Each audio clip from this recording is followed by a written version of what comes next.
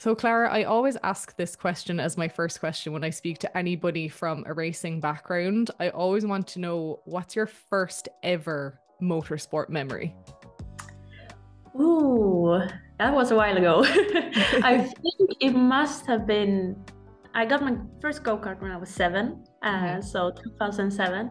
And I can remember just briefly, we were on this small little go-kart track. Me and my sister, we shared a go-kart, and we were there with my mom and dad, and we were just going around, going around. And what I can remember for the first time was that I had a little crash, let's say. Okay. And my mom was so worried, and this was like the smallest of go-karts, and she was asking like, oh, what did you do? And I was like, I wanted to try if it was flat, the corner. So that's, I think, is one of my like first memories of my actual go-kart and my racing memories. So it's quite fun. I haven't changed so much. I was just going to say that's amazing that at 7 years old you are already like, how fast can this go? Like, I Yeah, love that. exactly. I've always loved the feeling of speed. Yeah, absolutely. And for those that aren't aware, you're now obviously in Extreme E. For those who are not as familiar, with the sport, how would you describe Extreme E? Because it's quite different from other racing series. Yes, it is. So Extreme is a global off-road fully electric racing series. This year is my second full season, so we are racing in the big electric SUVs, the same cars for everyone, and we're going to different remote corners of the world, you can say. So we create the tracks for the series. So it's always a new track, always new conditions. We race on sand, gravel, stones, etc. And each of the teams also consider of one male and one female driver that we drive together. So each of us do, for example, 1 or 2 laps, then we have a switch, and the teammate does 1 or 2 laps as well. So it's a world's first to have this type of racing format. But I love Extreme. I've been involved since I would say 2021 when I did my first rookie test with them, and it's so cool to see the development of the series. Yeah, absolutely. And new teams also coming in all the time. So you're with Sun Mini Meal this year, first year for the team racing in Extreme E. What has the preparation been like to set the team up to get going for your first season? Yes, it has been quite busy. We Mhm. just finalized our season last year in the beginning of December, so the break was not so big from when we did the first race this year in Saudi Arabia a couple of weeks ago. Yeah. So Timo Scheider, my teammate, he has been super busy. He's actually the team principal of the team as well, with the team's owner Wolfgang Graber, the CEO of Sun AG and Sun Mini Mill. So they have been super busy just setting the team up and just getting everyone on the same page, preparing everything with the car. It has been super hectic, but we're so happy to start this new chapter together and hopefully create some good success. Yeah, absolutely. And I'd be curious to know what does a normal week, like let's say a race week, look like for you? Because as you mentioned, the locations of the races are, they really are quite remote. And I Yeah. suppose also because you're racing on these bespoke tracks that are on different types of surfaces, you said, it's not like other series where you can like get in the sim and you can, like simulate all these different things that help you practice. So, what does the prep look like for you? Yeah, exactly. You're totally right. It's all the time the track is new.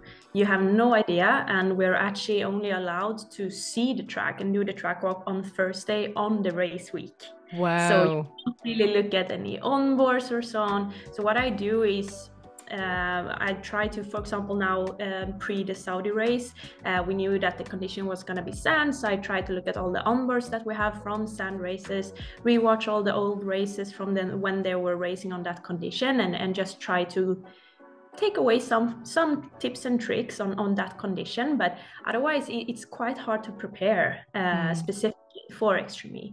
And I would say a normal week we travel to the race location maybe on Monday, depending on where it is. If it's Europe, it's quite easy. But for example, now Saudi Arabia, we're going to the US in the end of the year. So it's quite long travels. But then it's fully prep day on Tuesday. Then we do the legacy projects, which I really love, where we highlight the challenge that is currently in that remote corner of the world that we are racing in.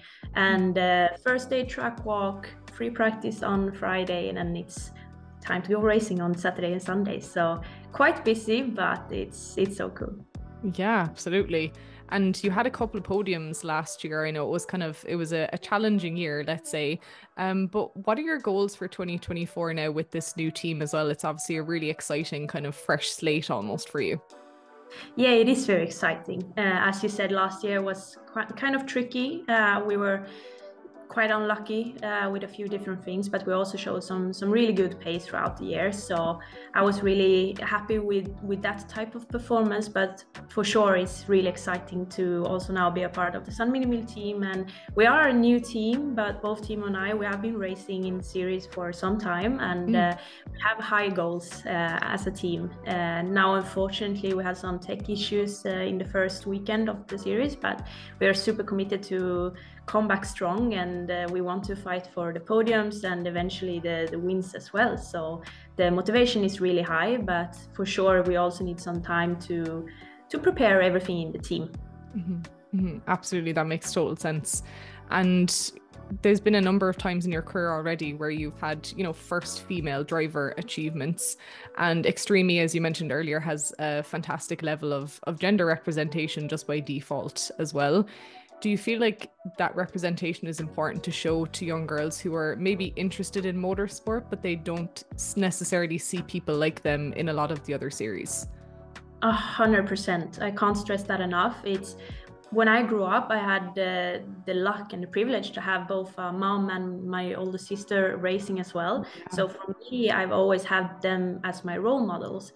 But when I look outside of that, it hasn't been a lot at all. Like, of course, we have, for example, Michelle Mouton that everyone knows about, who is a legend in the sport. But what I love now is that we see so many more females and women drivers around the world in different series doing incredible things. And Extreme is for sure one of the championships that has really taken a big step for women in motorsport, and just giving the platform for us drivers to be in the same car, in the same team as some of the best drivers in the world. I mean, Sebastian Loeb was my childhood hero growing up. We have Christopher Son that I race in the World Championship with.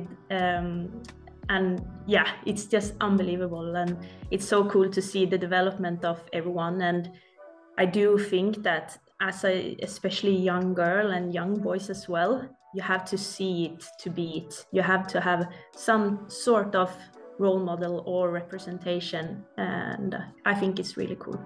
Yeah, for sure. And to mention as well, like the Swedish national team, I think it's awesome that, it's kind of like Ireland, right? It's such a small country, but like the level of representation of women in motorsport there is fantastic. Where do you think that comes from? Because it's really impressive.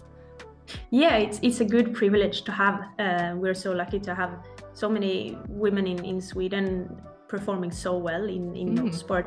I don't really know why. I mean, Sweden is highly involved in, for example, rallycross. We have a lot of rallycross. The Swedish championship level is super high. We have a lot of participants there, and the Sweden national team works so hard with the inclusion and the diversity and really helping young drivers. They have helped me so much in my younger years, and I think that's incredible. And I love to see how it keeps evolving, that this is still just the beginning, and it's really inspiring.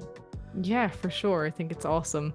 And it's great to know that it's happening at the grassroots. As you said, they're really working on helping younger drivers to develop, which is amazing.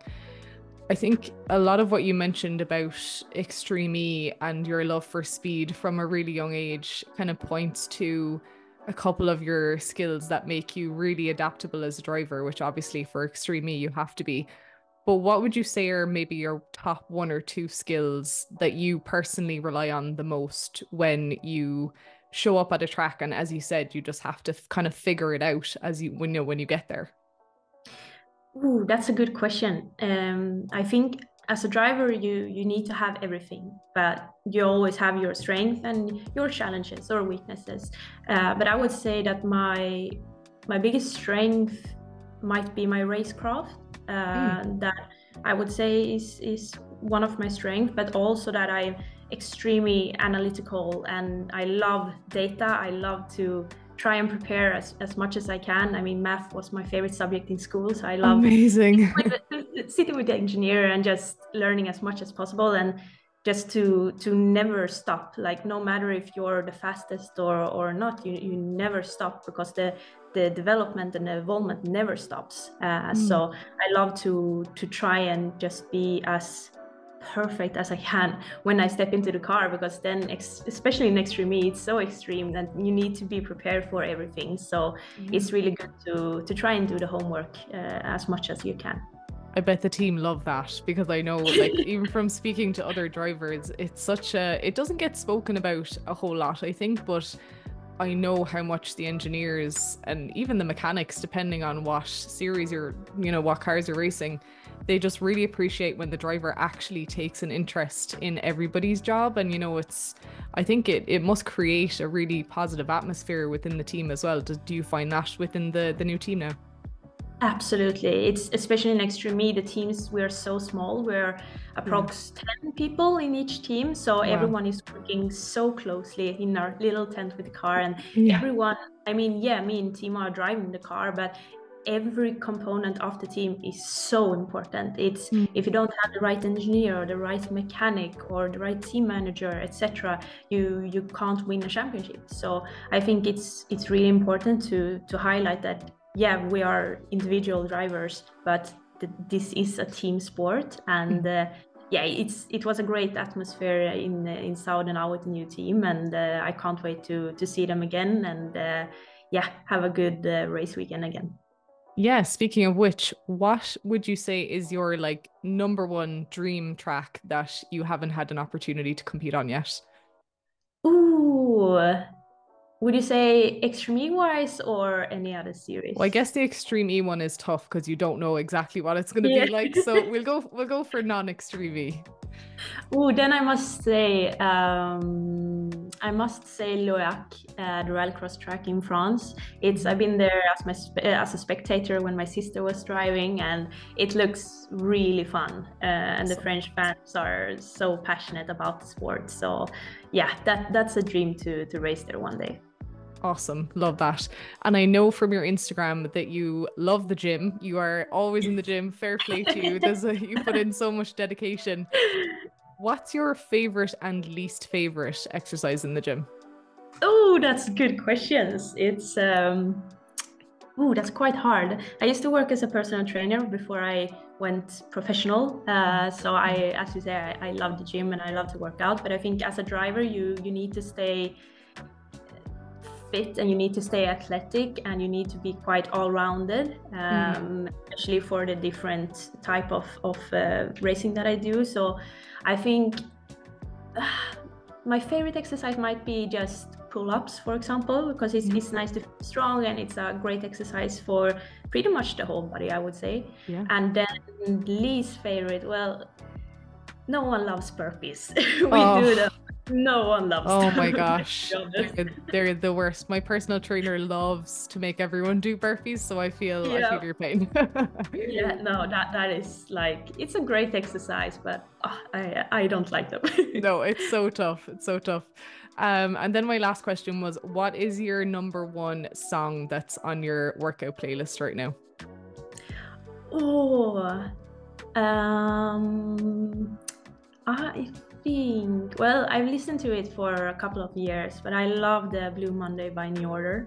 I love Nice. the old school vibe. I Yeah. also love like 50 Cent and some hip hop and stuff like that. So that's always a good vibe when you're at the gym. For sure. I think it like that kind of music, it just pumps you up. You're just like, Yeah, okay, I can do it. I feel exactly. strong. Yes. Love it. Look, Clara, thank you so much for taking the time. It's been a pleasure chatting to you and wishing you and the team the very, very best in 2024. Thank you very much.